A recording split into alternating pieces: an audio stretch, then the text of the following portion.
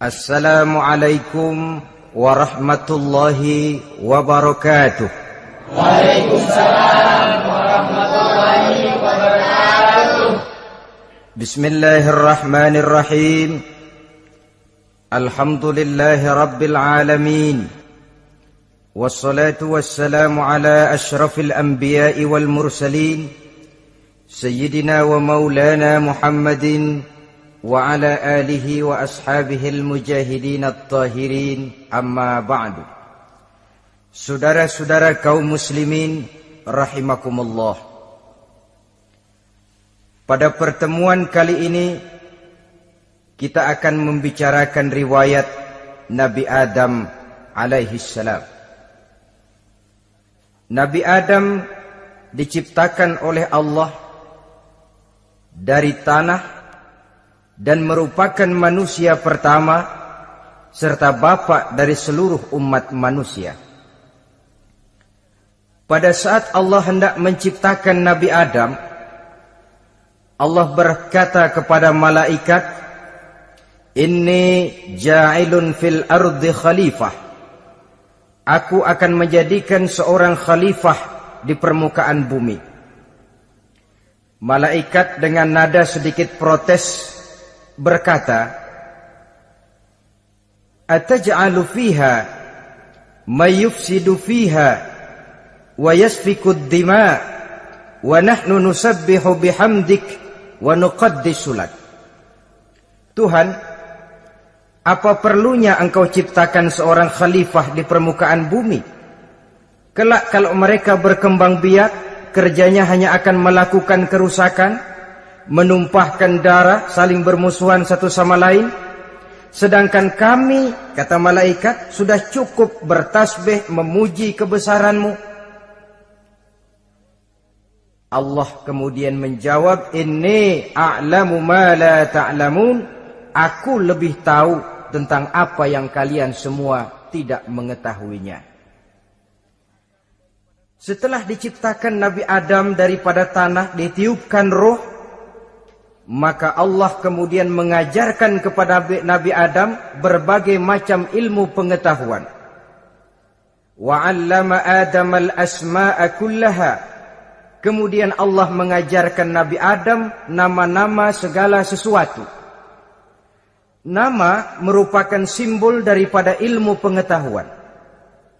Nabi Adam akan dijadikan khalifah di permukaan bumi, maka dibekali oleh Allah Subhanahu wa taala al-asma'a kullaha, nama-nama segala sesuatu. Yang dimaksud di sini ialah al-ulumal katsirah, ilmu pengetahuan yang banyak. Malaikat pada mulanya protes. Kami kan sudah cukup bertasbih Tuhan. Kami kan sudah cukup memujimu. Untuk apa lagi membuat manusia sebagai khalifah di permukaan bumi? Seolah-olah malaikat tidak setuju. Allah yang maha tahu rahasia segala sesuatu memberikan vonis, aku lebih tahu tentang apa yang kalian semua tidak tahu.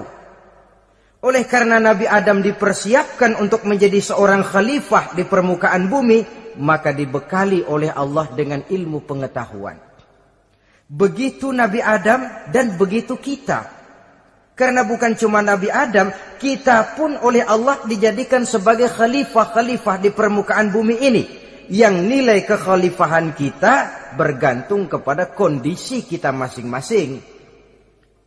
Ada orang yang menjadi khalifah level internasional, menjadi pemimpin dunia Islam. Ada orang menjadi khalifah level nasional saja. Ada khalifah tingkat kota saja, ada khalifah tingkat kecamatan, ada khalifah tingkat RW, RT, sekurang-kurangnya khalifah untuk tingkat rumah tangga masing-masing. Nah, tanpa membekali diri dengan ilmu pengetahuan, jangan berharap kita akan bisa melaksanakan tugas sebagai khalifah di permukaan bumi ini. Apapun saja, Nabi mengajarkan man aradad dunya fa'alaihi bil ilmi wa man aradal akhirata fa'alaihi bil ilmi wa man aradahuma fa'alaihi bil ilmi. Siapa yang menginginkan dunia harus dengan ilmu. Yang menginginkan akhirat juga harus dengan ilmu. Yang menginginkan dunia akhirat juga harus dengan ilmunya. Tanpa dasar ilmu, maka manusia tidak akan bisa menjalankan tugas kekhalifahan. Setelah diajarkan Adam nama segala sesuatu, dikonfrontir, dihadapkan dengan malaikat. Hei malaikat, kalau tadi kamu bilang buat apa perlunya menciptakan khalifah? Nih bentuknya. Adam. Sekarang hei malaikat, coba kamu sebutkan nama segala sesuatu ini yang ada di sini ini. Malaikat berkata, Subhanaka la ilma lana illa ma 'allamtana. Ya Allah, kami tidak punya ilmu, kami tidak tahu semua itu kecuali apa yang telah Engkau ajarkan kepada kami.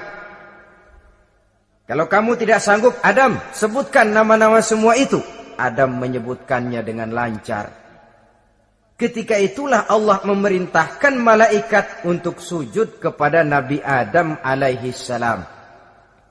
Sujud di sini bukan sujudul ibadah, sebab sujud ibadah kepada yang selain Allah haram. Tapi sujud di sini sujudut tawadhu' i'tirafan bifadli Adam. Sujud merendahkan diri sebagai pengakuan terhadap keutamaan dan kelebihan Nabi Adam. Maka orang yang banyak ilmunya lebih utama dari orang yang hanya banyak ibadahnya. Bahkan iblis lebih takut kepada orang alim yang sedang tidur daripada orang goblok yang lagi ibadah. Model ini diceritakan dalam Ihya-nya Imamul Ghazali. Iblis masuk ke masjid mau menggoda orang lagi sholat. Sudah masuk di pojok masjid, dia lihat orang lagi tidur. Ngacir iblis keluar, cepat benar. Pucat mukanya. Ketemu di jalan sama temannya. Kenapa lari, Mas?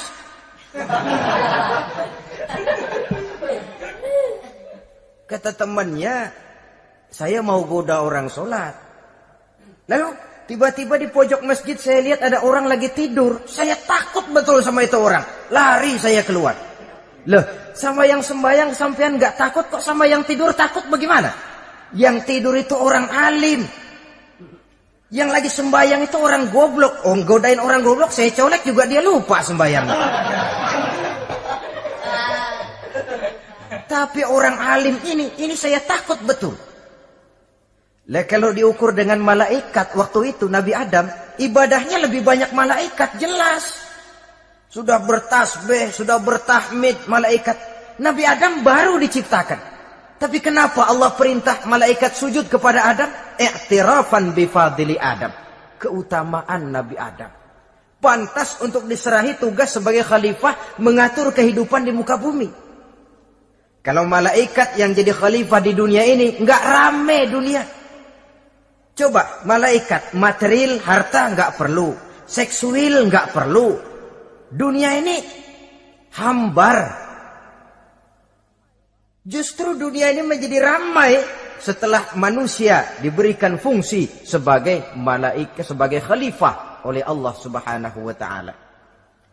Saudara-saudara kaum muslimin rahimakumullah, setelah nyata kelebihan Nabi Adam, maka Allah perintahkan Nabi Adam tinggal di surga dengan segala kenikmatan yang ada di dalamnya.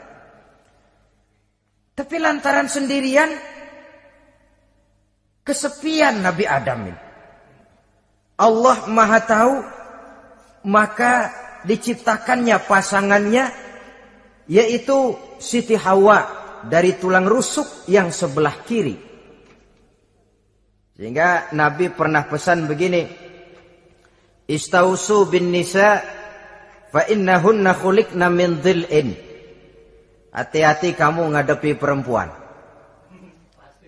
Yang tolong dengar nih yang laki-laki, yang perempuan belaga budak aja dulu lah. Hati-hati kamu ngadepi perempuan. Fa innahunna khuliqna min dhil'in, karena perempuan diciptakan dari tulang rusuk sebelah kiri. Apa watak tulang rusuk? Tulang rusuk itu kan bengkok. Perempuan tuh begitu. Didiemin aja, bengkok terus. Dikerasin, patah.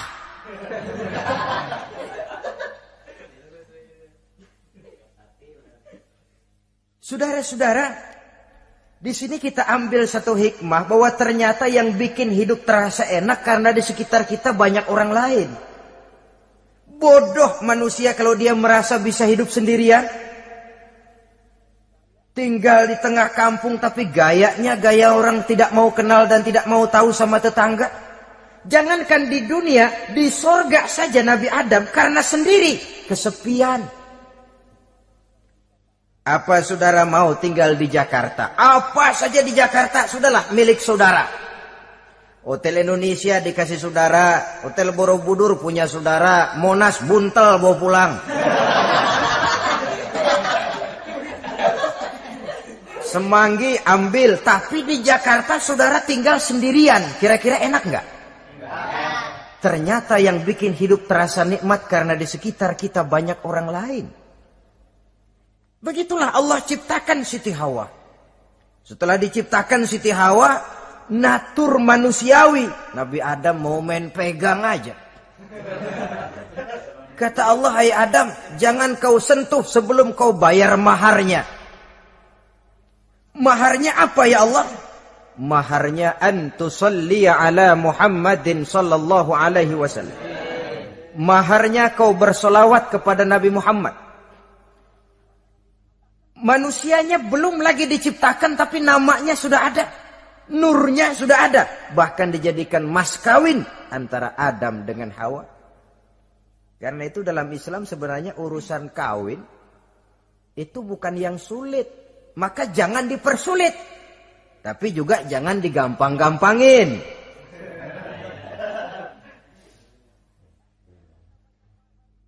Artinya yang namanya mahar ini, walaupun cuma sebentuk cincin besi kalau orang sangat tidak mampu. Bahkan dengan mengajarkan Fatihah saja sah sudah. Saya terima nikahnya Fulanah binti Fulan, dengan mas kawinnya saya ajarkan dia surah Fatihah. Kalau memang kere betul, tidak punya apapun, sah sudah itu. Agama ini mudah, karena itu jangan dipersulit, tapi juga jangan digampang-gampangin.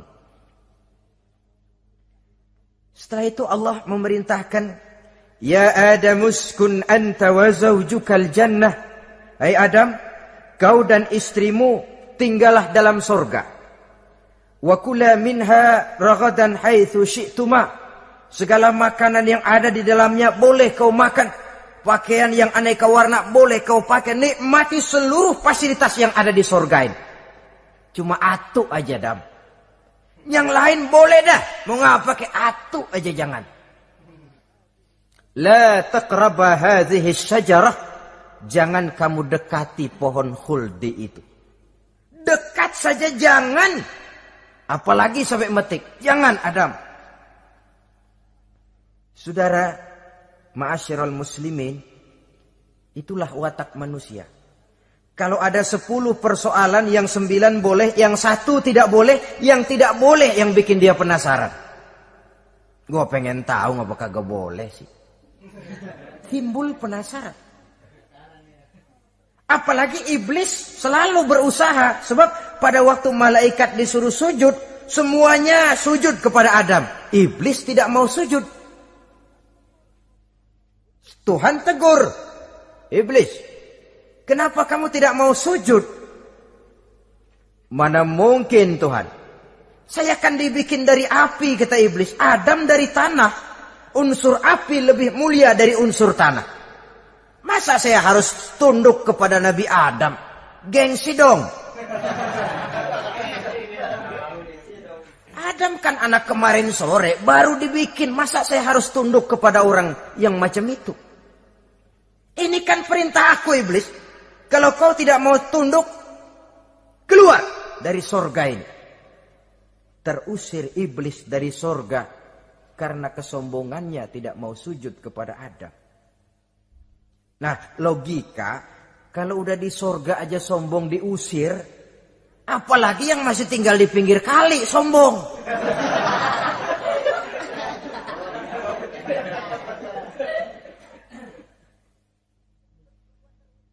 Tapi sejak peristiwa terusirnya itu, iblis bikin proklamasi. Apa proklamasi iblis? Rabbi fanzirni ila yaumi yub'asun. Ya Allah, gara-gara Adam saya diusir dari surga. Saya minta kepadamu ya Allah, beri saya kesempatan sampai hari manusia dibangkitkan. Kata Tuhan, innaka minal munzarin. Oke, silakan. Mau apa iblis? Rabbi bima aghwaytani la uzayyinanna lahum fil ardi wa la ughwiyannahum ajma'in. Ya Tuhan, disebabkan engkau telah menyesatkan aku, akan aku hiasi mereka manusia dengan kejahatan yang ada di muka bumi ini, dan aku akan sesatkan mereka semua. Ini proklamasi iblis. Gara-gara Adam saya terusir dari surga, maka sejak saat ini Adam dan seluruh keturunannya musuh bebuyutan saya. Akan saya lakukan segala macam cara untuk menggelincirkan manusia agar mereka menjadi orang yang engkau murkai ya Allah. Kemudian Allah memberikan jawaban. Dialog ini saudara bisa lihat dalam surah Al-Hijr ayat 40, 41 sampai 44. Kata Allah apa? Inna ibadi laisa laka alaihim sultanun illa man ittaba'aka minal ghawin. Silahkan iblis. Yang lain barangkali bisa kau goda. Kecuali hamba-hambaku yang benar-benar hambaku, engkau tidak akan punya daya mempertipu mereka. Engkau tidak akan punya kemampuan menggelincirkan mereka. Kecuali kalau memang mereka sudah mau ikut pengaruhmu. Sepanjang mereka benar-benar menjadi hambaku, kata Allah. Hamba Allah yang sebenarnya, mereka di luar kekuasaanmu iblis. Tapi kalau mereka sudah turun menjadi hamba harta, hamba dunia, hamba pangkat, budak jabatan, mereka itu yang bisa kau gelincirkan. Selama mereka masih tetap sebagai hambaku, kata Allah, mereka di luar jangkauan kekuatan dan kekuasaanmu iblis. Nah, sejak saat itu kan iblis selalu nyari jalan, nyari lantaran bagaimana Adam nih supaya dia tergelincir. Gara-gara dia saya diusir dari surga. Nguping terus iblis. Sampai akhirnya dia dapat berita tentang dilarangnya Nabi Adam mendekati pohon khuldi itu. Satu hari dengan muka sedih. Ya, iblis itu the best actor. Aktor ulung dia. Dengan roman muka sedih. Dia datang kepada Nabi Adam dan Siti Hawa. Kata Nabi Adam, iblis, ente kok tampangnya demek amat sih?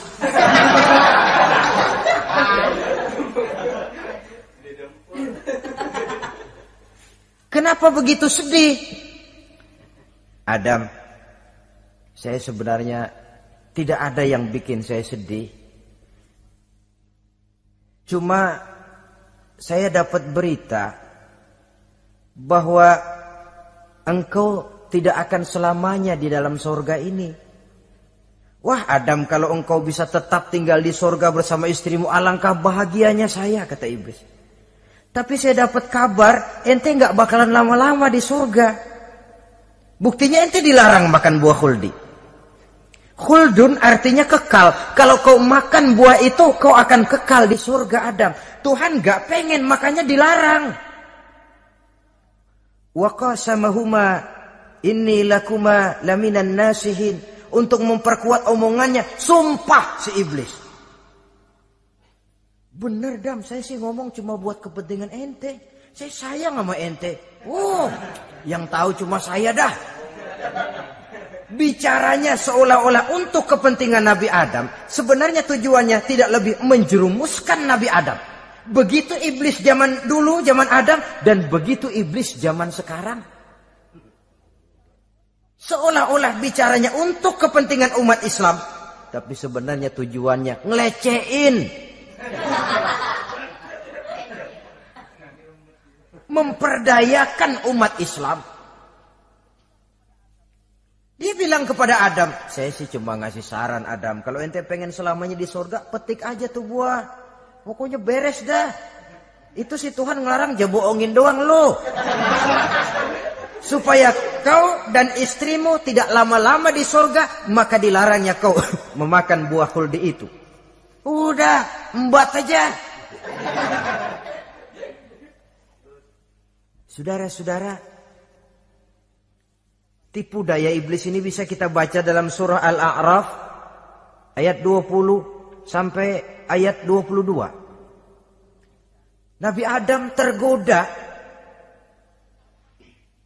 ditambah oleh bujuk rayu Siti Hawa. Nabi Adam yang setengah hati itu akhirnya terpancing betul. Sebab itu perempuan, walaupun peranannya tidak begitu kelihatan, tapi memang sangat menentukan.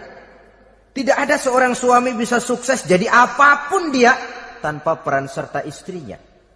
Karena itu sebagai muslim, kita punya teman hidup dan kita punya lawan hidup.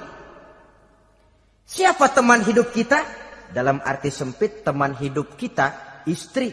Kalau dia istri tentu suami yang taat kepada Allah dan Rasulnya. Dalam arti luas, teman hidup kita ialah setiap muslim. Setiap orang yang pandangan hidupnya sama dengan kita. Itu teman hidup. Lalu lawan hidup kita siapa? Lawan hidup kita secara mutlak iblis dalam segala bentuknya. Iblis yang berbentuk halus, ini ngusirnya rada lebih gampang. Konon ya, iblis setan itu kalau dengar orang azan kan lari.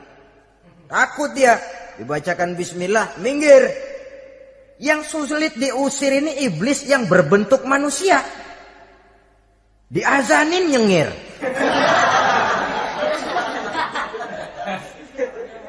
Gawat ini. Saudara-saudara, ini musuh dalam artian mutlak. Sedangkan musuh dalam artian ideologis, setiap orang yang pandangan hidupnya tidak sama dengan kita. Bahasa langsungnya, setiap orang di luar Islam secara ideologis, ya. Adapun secara manusiawi, kita tetap toleransi, saling menghormati, setuju dalam perbedaan pendapat, kembali kepada prinsip lakum dinukum. Kewajiban saling menghormati sesama manusia, tapi secara ideologis tidak ada kompromi. Begitulah Nabi Adam tergoda. Dan begitulah iblis selalu menggoda keturunan-keturunan Nabi Adam. Sampai kepada kita sekarang ini. Tiap kali kita hendak melakukan berbagai kebaikan, iblis ini mulai bisik, kasa, kusuk, kesek. Saudara tadi dari rumah mau berangkat niat dengerin ceramah macam ini. Apa dikira iblis enggak? Wah, gatal iblis. Kata iblis, alah jangan bertingkah lah dengerin ceramah. Ceramah mah urusan 70 ke atas. Ente masih muda. Berjuang kita. Jihad, bismillah. Tidak, saya mau dengar ceramah. Berangkat kita ke tempat ini. Sampai di sini apa dikira iblis diam? Enggak. Dia bisikin lagi. Iya, lo hadir ke sono dah. Cuma nyampe sono lo ngomong aja ngomong dah. Ustadz mah jangan didengerin, ngomong aja udah. Perang lagi jihad, saya nggak mau ngomong, mau dengerin betul-betul. Kata iblis, iya lo dengerin dah, jangan ngomong, cuman pules.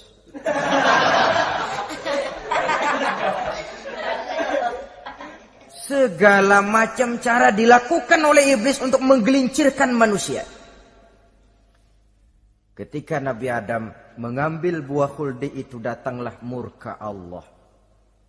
Adam, seolah-olah kalau bahasa kita, kelewatan kamu Adam. Dari belum ada aku ciptakan kau. Barangkali kau merasa kesepian, aku ciptakan Hawa. Aku tinggikan derajatmu dari malaikat sampai malaikat sujud kepadamu. Aku perintahkan kau tinggal di sorga dengan seluruh fasilitas yang ada di dalamnya. Cuma satu yang aku minta, jangan dekati pohon khuldi, engkau tidak sanggup Adam. Keluar dari sorga ini. Terusir Nabi Adam dan Siti Hawa dari sorga. turun ke dunia ini. Turun terpisah lagi. Ya Allah. Orang itu kalau biasa susah, ketemu susah sih emang lalap namanya. Makanannya. Tapi biasa seneng ketemu susah. Ini yang kalau tidak kuat mental. Tengoklah zaman sekarang kan nih. Kalau tuan-tuan rajin baca pos kota. Kayaknya nyawa murah bener. Pasal duit 100, nyawa hilang. Pasal diputusin pacar, begon ditenggak. Gantung diri pakai tali plastik. Murah betul kelihatannya jiwa itu. Sehingga pantas kalau Nabi pernah katakan irhamu salasatan minan nas. Sayangilah 3 macam manusia. Pertama, azizan zalla, orang mulia yang jatuh hina. Pejabat tinggi kalau pensiun kesian bener. Ya Allah. Udah nggak ada yang ngasih hormat, tanda tangan nggak laku. Azizan zalla, orang mulia yang jatuh hina. Yang kedua, ghaniyan qad iftaqara, orang kaya jatuh miskin. Dari hidup serba ada jatuh melarat. Yang ketiga, faqihan yal'abu bihil juhal. Ahli fikih ngerti hukum tapi dipermainkan oleh orang-orang bodoh yang kebetulan punya kekuasaan. Kalau keluar fatwa sesuai dengan pesan sponsor. Yang halal bisa jadi haram, yang haram dibikin remeng-remeng. Ahli fikih dipermainkan oleh orang bodoh. Kasihan betul. Terpisah Adam dengan Hawa ini. Adapun Nabi Adam turun menyesal dengan seluruh kesalahannya. Sujud, taubat, menangis. Menurut riwayat 300 tahun beliau sujud. Seraya membaca Rabbana zalamna anfusana wa illam taghfir lana wa tarhamna lanakunanna minal khasirin. Ini doanya Nabi Adam. Ya Allah, kami telah zalim kepada diri kami sendiri. Andai kata engkau tidak kasihan, tidak memberikan ampun kepada dosa yang kami lakukan, sungguh kami termasuk ke dalam golongan orang-orang yang rugi. Ini yang dibaca Nabi Adam dalam taubatnya. Di akhir taubatnya, Nabi Adam munajat kepada Allah. Ya Allah, dengan kebesaran Muhammad, ampunilah dosa saya. Allah tegur, kaifa araftahu ya Adam walam akhluqhu. Dari mana kau bisa tahu nama Muhammad Adam, padahal aku ciptakan saja belum manusianya. Kata Nabi Adam, pertama, ketika engkau ciptakan saya, engkau tiupkan ruh ke dalam jasad saya, terbuka mata saya memandang ke bawah arasmu. Di sana nampak dengan jelas tertulis di kaki arasmu, La ilaha illallah Muhammadur Rasulullah. Taulah saya bahwa Muhammad ini orang yang paling dekat dengan engkau ya Allah. Sampai namanya bergandengan dengan namamu di kaki arasmu. Yang kedua, ketika saya hendak menyentuh Hawa, kau juga yang mengatakan jangan kau bayar maharnya sebelum kau bersolawat kepada beliau. Saudara hadirin yang saya hormati, Nabi Adam diterima taubatnya oleh Allah. Kemudian dipertemukan kembali dengan Siti Hawa setelah sekian lama berpisah. Pertemuan itu terjadi di satu dataran luas, di satu padang yang luas, yang sampai sekarang dinamakan dengan Padang Arafat. Tempat para ibadah haji melakukan wukuf, yaitu puncak pelaksanaan ibadah haji. Dan pertemuan itu sendiri terjadi di atas sebuah bukit kecil yang diabadikan dengan nama Jabal Rahmah di kawasan Arafat itu. Di atas Jabal Rahmah itu ada satu monumen kecil untuk mengabadikan pertemuan Nabi Adam dengan Siti Hawa. Lalu tinggallah keduanya di permukaan bumi ini. Oleh Allah diberikan karunia keturunan yang banyak. Dan tiap kali lahir kembar. Kembarnya laki perempuan, laki perempuan, laki perempuan. Dari sinilah berkembang biak manusia. Di mana di zaman Nabi Adam perkawinannya silang. Karena tentu tidak ada manusia lain. Perkawinan silang itu artinya, kalau si A dan B, A ini laki, B perempuan, kemudian lahir kembar kedua antara C dengan D, maka begitulah yang A dikawinkan dengan D, yang C dikawinkan dengan B. Perkawinan silang. Tidak boleh perkawinan yang kembar sama di waktu dilahirkan. Nah, di antara putra-putra Nabi Adam yang kemudian juga membuat sejarah, yaitu Habil dan Qabil. Habil, saudara kembarnya namanya Labuda, perempuan. Qabil, saudara perempuannya Iklimah. Menurut hukum perkawinan waktu itu harus silang. Habil harus kawin dengan Iklimah dan Qabil harus kawin dengan Labuda. Tapi Qabil protes. Dia kepengen kawin dengan saudara kembarnya sendiri. Dalam arti yang sama-sama dilahirkan dengan dia, yaitu Iklimah. Kenapa? Karena kebetulan rupa Iklimah ini lebih cantik daripada Labuda. Protes kepada ayahandanya Nabi Adam. Abah, saya tidak terima, saya harus kawin dengan Iklimah. Tidak Qabil, kamu harus kawin dengan Labuda. Enggak mau. Kenapa dengan Labuda? Kurang kece.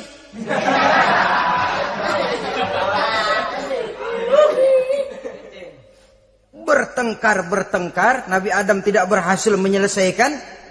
Lalu diserahkan saja kepada Allah. Kata Allah begini saja, bikin korban. Kamu berdua, Habil, Qabil. Siapa yang korbannya aku terima, dia boleh kawin sama Iklimah. Ternyata korban yang diterima adalah korbannya Habil. Jadilah Habil kawin dengan Iklimah. Tapi Qabil tidak puas.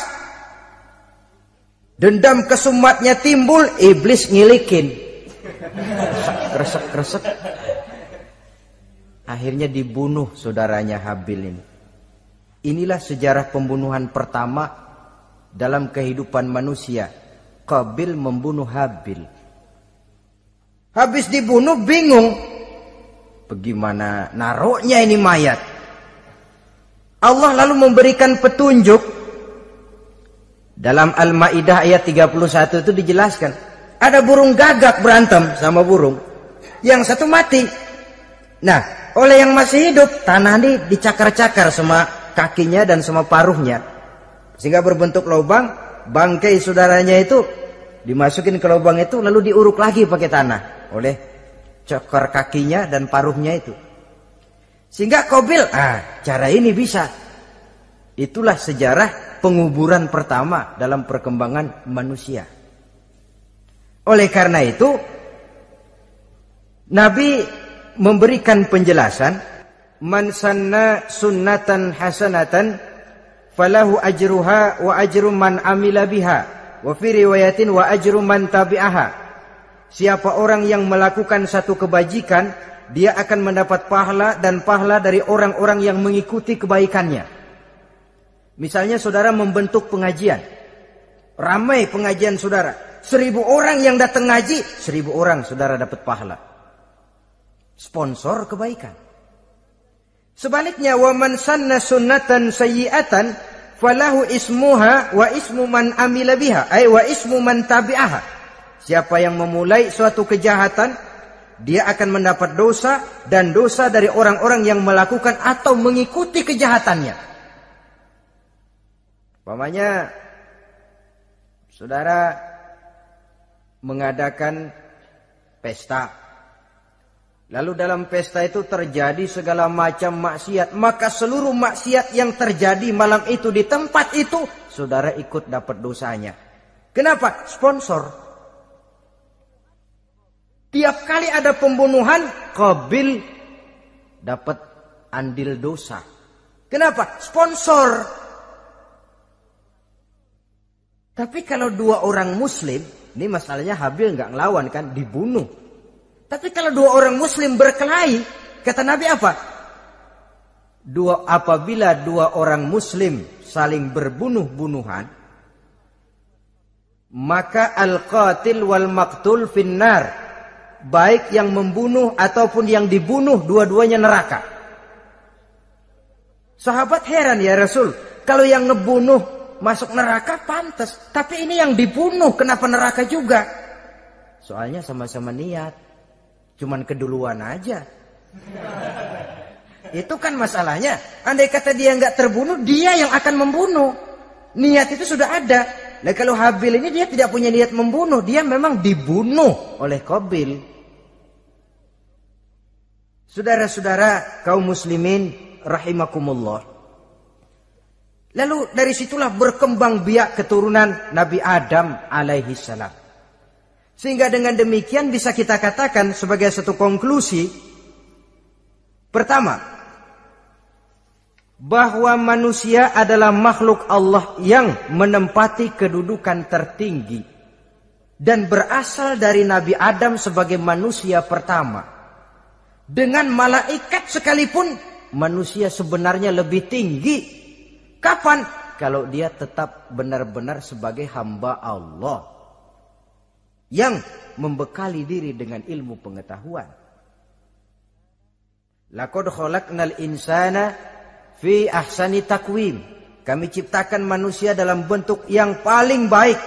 Dan ketinggian manusia itu tidak ditentukan oleh bahan-bahan dari mana manusia diciptakan, tapi ditentukan oleh adanya roh yang ditiupkan ke dalam jasadnya dan kemampuan yang ditimbulkan oleh nilai-nilai rohaniah tadi. Kalau secara biologis kita ini semua bahannya sama. Dari saripati mak tanah yang menghasilkan buah yang dimakan oleh mak bapak kita, membentuk hormon, menghasilkan sperma, terjadi kerjasama yang baik antara ibu dan bapak, sehingga kemudian melahirkan kita ke alam dunia ini. Secara biologis bahan kita sama, dan tidak itu yang menentukan ketinggian manusia.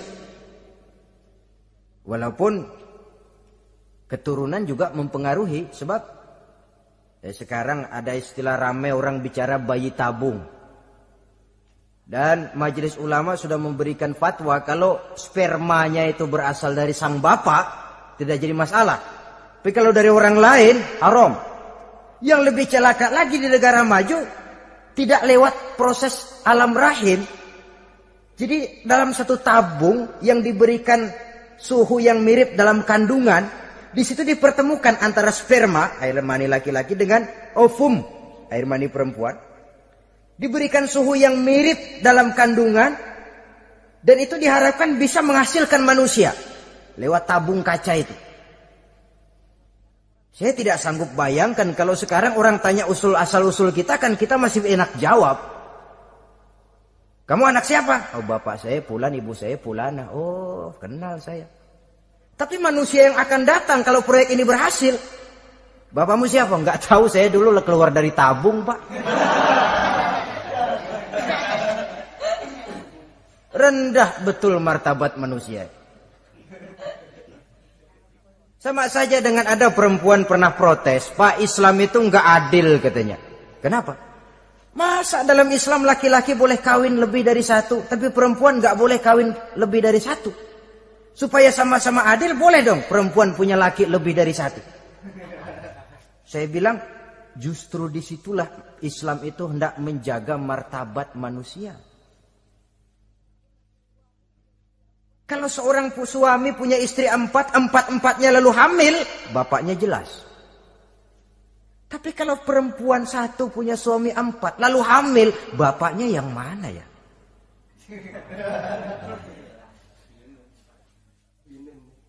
Rendah martabat manusia.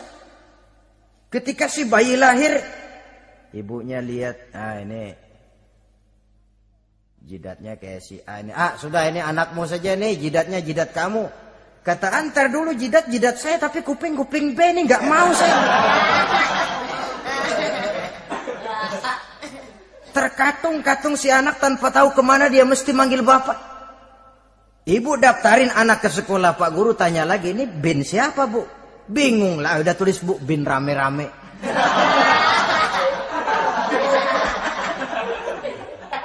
Kan rusak martabat manusia kalau sudah begitu. Justru Islam ini menjaga ketinggian martabat manusia. Jadi manusia itu fi ahsani takwim. Kapan? Kalau dia bisa menjaga kehambaannya di hadapan Allah dengan melaksanakan fungsi sebagai khalifah di permukaan bumi. Tapi bila dia sudah tidak lagi menjadi hamba Allah, tidak lagi berfungsi sebagai khalifah, dia sudah masuk summa radadnahu asfala safilin. Kami kembalikan ke tempat yang paling rendah, lebih rendah dari binatang sekalipun. Kalau dia tetap menjaga posisinya lebih tinggi dari malaikat, malaikat saja sujud kepada Nabi Adam, apalagi kepada makhluk-makhluk yang lain manusia ini. Tapi kalau dia tidak pandai, lebih rendah daripada binatang. Inilah uniknya makhluk bernama manusia. Dengan posisinya dia bisa menjadi lebih tinggi dari malaikat, tapi juga dia bisa meluncur lebih rendah daripada binatang. Untuk menjaga itulah diperlukan agama dalam kehidupan kita sekarang ini. Bukan cuma sebagai lipstick, tapi sebagai pedoman, sebagai way of life yang akan mewarnai cara kita berpikir, state of mind, rule of thinking, cara kita memandang kehidupan ini diwarnai oleh nilai-nilai agama.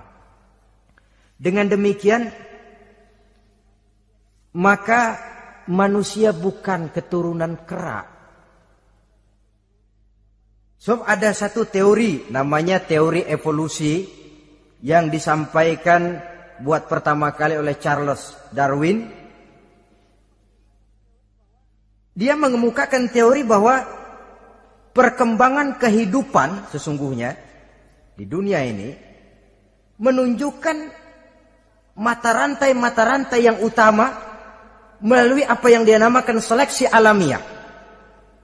Mula-mula dari ikan melalui seleksi ke amfibi, dari amfibi ke reptil, dari reptil ke mamalia, dari mamalia ke mamalia kecil, dari mamalia kecil ke primat, dari primat ke monyet, dari monyet menjadi Homo erectus. Ini teori Darwin. Tapi dia tidak jelas-jelas mengatakan bahwa manusia keturunan monyet, hanya seketurunan. Seketurunan kan tidak berarti keturunan.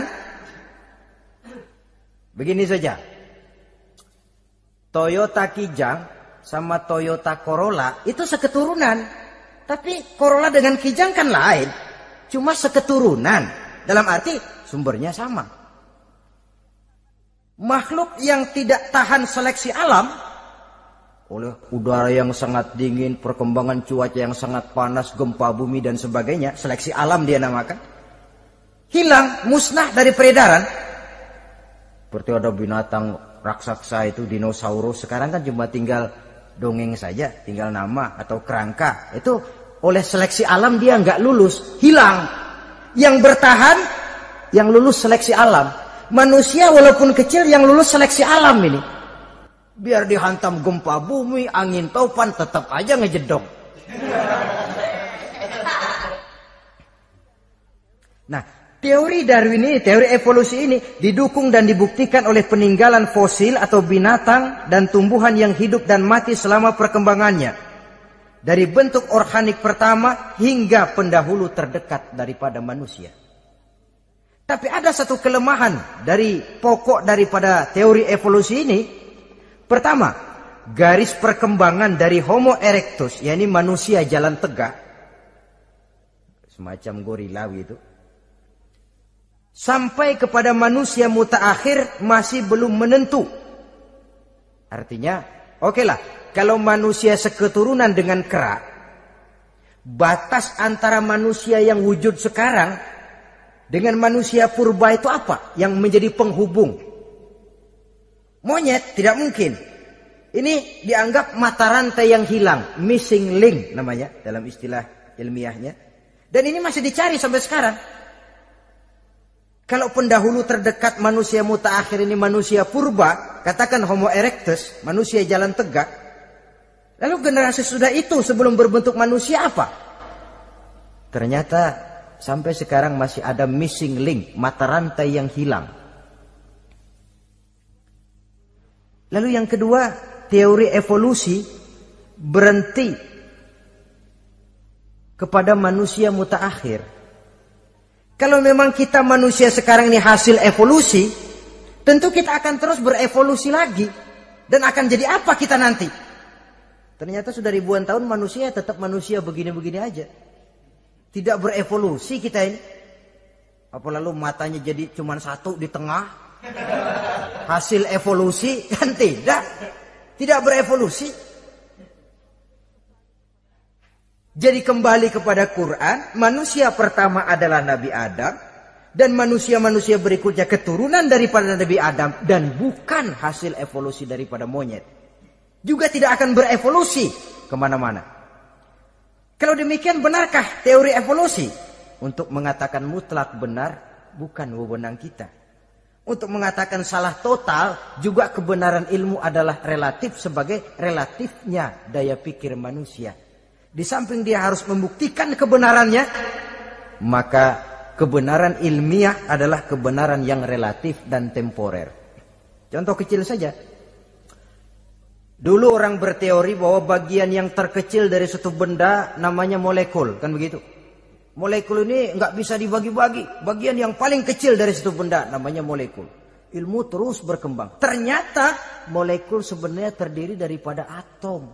Atom itulah bagian terkecil dari suatu benda yang nggak bisa dibagi-bagi lagi. Nah, berubah sudah teori pertama. Tidak jadi molekul sekarang, atom. Belakangan rupanya atom masih tersusun dari partikel-partikel. Partikel inilah bagian yang terkecil dari satu benda. Berubah lagi sudah. Dan tidak mustahil akan ada penemuan bahwa partikel pun masih bisa dibagi-bagi lagi. Begitu juga dengan teori evolusi ini. Sehingga beberapa ahli semacam Dr. Charles Oxnard, Dr. Jane Paul Hallett dari Chicago dan California, mereka sudah membantah teori evolusi ini. Namun masalah paling pokok dari kita ialah kita diciptakan oleh Allah berasal dari Nabi Adam alaihi salam. Nabi Adam diciptakan dari tanah. Dan kita bukan hasil dari evolusi, juga tidak akan berevolusi. Nah, lalu kepada makhluk bernama manusia diberikan fungsi sebagai khalifah di permukaan bumi ini. Ini yang dulunya malaikat protes. Sebagai khalifah, tugas kita apa? Khalifah Allah di muka bumi. Menerjemahkan sifat Allah sesuai dengan batas-batas kemanusiaan kita. Allah Maha Pengasih, berusahalah kita pengasih kepada makhluk sesuai dengan batasan manusiawi kita. Allah Maha Menolong, ringan tanganlah kita menolong orang yang memerlukan sesuai dengan batas kemampuan kita. Fungsi khalifah. Untuk bisa berfungsi sebagai khalifah secara baik, kita harus mempunyai modal yang dinamakan ilmu pengetahuan. Dan Islam sangat menggalakkan itu.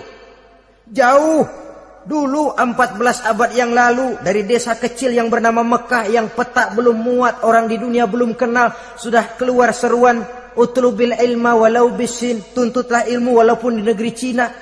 Ngomong Cina di Mekah, padahal Mekah waktu itu belum masuk peta, belum dikenal orang. Sudah ada revolusi ilmu dan budaya. Belajar walaupun harus nyebrang ke negeri Cina. Lalu ada lagi misalnya allimu auladakumus sibahata warrimayah, kata Nabi. Ajarkan anakmu renang dan lempar. Lempar lembing, lempar cakram. Olahraga. Satu tanda Islam agama masa depan. 14 abad yang lalu di Saudi Arabia, Nabi mengajarkan ajari anakmu berenang. Kalau Islam agama untuk orang Arab saja, mau berenang di pasir. Tapi wawasan pandangannya luas. Bahwa Arab sebagian besar memang Islam, betul. Tapi Islam bukannya Arab, itu juga jelas. Sepanjang kita masih menjadi khalifah Allah, maka sepanjang itu kita fi ahsani taqwim. Nah, sebagai khalifah Allah kita bertugas membudidayakan alam ini. Kita kadang-kadang terlalu. Ada ayat, wa ma min dabatin fil ardi illa 'alallahi rizquha. Semua yang melata di muka bumi dijamin rezekinya oleh Allah. Ayat itu betul. hak karena datang dari Allah. Bahwa rezeki disediakan di muka bumi, memang. Tapi rezeki itu tidak turun begitu saja laksana jatuhnya embun di waktu pagi. Kita harus berusaha. Dan usaha manusia mencari rezeki lain dengan ayam. Kalau ayam dari tahun atu. Nyari rezekinya tuh modalnya cuma ceker patok. Coba, dari tahun 1 ayam asal punya ceker, punya patok, sudah dapat rezeki dia. Nggak perlu masuk TK, SD, SMP. Tapi manusia cari rezeki, apalagi zaman sekarang. Persaingan hidup tajam, lapangan kerja sulit, tensi ekonomi tinggi. Masuk sekolah urusan, tamat sekolah urusan. Kadang-kadang dilema juga. Masuk perguruan tinggi negeri sulitnya setengah mati kayak onta masuk ke lubang jarum. Masuk perguruan tinggi swasta yang favorit biayanya selangit. Artinya tanpa membekali diri dengan ilmu, keahlian, skill, kemampuan, fungsi sebagai khalifah sulit untuk bisa kita laksanakan. Saudara-saudara kaum muslimin yang berbahagia. Kalau fungsi khalifah ini mampu kita laksanakan, iblis putus asa sudah. Sebagai khalifah, di satu pihak kita menyembah hanya kepada Allah, di lain pihak kita membudidayakan alam ini. Ada apa sih di perut bumi? Minyak, gas, timah, emas. Ada apa sih di lautan? Pelajari lewat oceanografi, membudidayakan alam. Air sungai supaya arusnya nggak mengalir mubazir. Ada manfaatnya, bisa menimbulkan energi yang menghasilkan tenaga listrik. Bisa mengairi persawahan, irigasi. Bikin apa? Bikin dam, membudidayakan alam.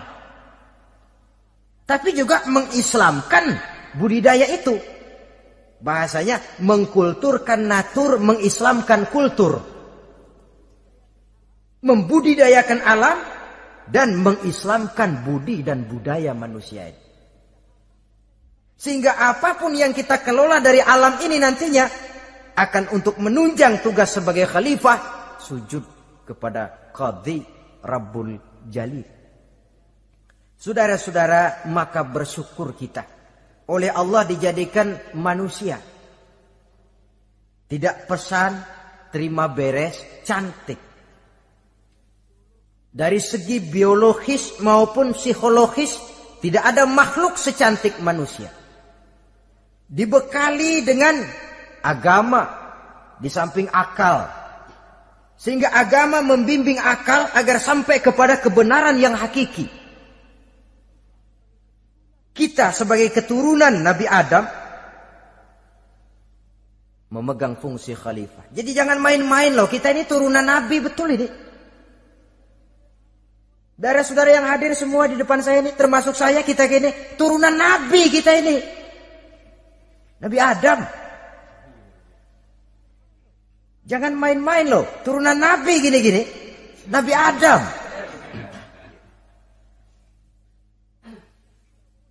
Sayang kalau posisi yang tinggi kita tidak melaksanakan fungsi yang tinggi. Sayang betul. Sebab itu manusia harus adil kepada dirinya. Dalam arti menjaga diri dari sesuatu yang bisa menghancurkan ketinggiannya dalam pandangan Allah. Jadi kalau kita sudah lemparkan diri ke meja judi, hanyutkan diri ke tempat mabuk, hancurkan diri di tempat maksiat, itu sudah tidak adil kepada diri sendiri. Tidak bisa menjaga ketinggian yang diberikan Allah kepada kita. Dikasih baju bersih, dicemplungin di comberan, diinjek-injek lagi. Kita ini diciptakan fi ahsani taqwim. Masa mau turun berbuat seperti binatang, itu makhluk rendah? Masa mau mengikuti tipu dayanya iblis, dia sudah proklamasikan bahwa itu musuh bebuyutan kita? Innahu lakum aduwwum mubin. Setan musuhmu yang jelas dalam segala bentuknya. Saudara-saudara, nah, untuk berfungsi sebagai khalifah ini sekali lagi bekali diri dengan ilmu pengetahuan. Dan ilmu itu di zaman kita sekarang tentu kalau Nabi Adam diajari langsung oleh Allah, wa 'allama Adam al-asma'a kullaha. Lah kalau kita mau nunggu Tuhan ngajarin, geblek terus. Ya tidak mustahil Allah memberikan ilmu yang disebut ilmu laduni ya. Transfer. Langsung Allah memberikan kepada seorang hamba, membukakan pintu hatinya. Tapi bukan potongan kayak kita yang dapat ilmu laduni macam begitu. Satu contoh, menurut ceritanya, Hadratus Syekh Kiai Hasyim Asy'ari itu kan ngaji beliau kepada Kiai Khalil Bangkalan, Madura. Kiai Khalil ini wali. 2 tahun berguru di sana, nggak diajarin apa-apa. Cuma kalau pagi nyari rumput. Tiap hari 2 tahun akhirnya Hadratus Syekh bilang, Kiai, saya kapan diajari? Sudah Hasyim, kau pulang saja. Insya Allah kau alim. Itu aja pulang jadi orang alim. Ya di samping terus beliau belajar ke Mekah. Kita harus melalui proses belajar. Ini untuk menunjang tugas kekhalifahan kita. Sebagai hamba Allah dan sebagai khalifah Allah di permukaan bumi. Sehingga 2 tugas ini bisa kita laksanakan dengan sebaik-baiknya. Menjaga martabat manusia sebagai makhluk yang mulia dan keturunan dari Nabi Adam alaihissalam. Saudara-saudara, ini sajalah pembicaraan kita kali ini. Terima kasih banyak atas segala perhatian. Mohon maaf atas segala kekurangan. Usikum wa nafsi bitaqwallah. Aqulu qauli hadza. Wassalamualaikum warahmatullahi wabarakatuh.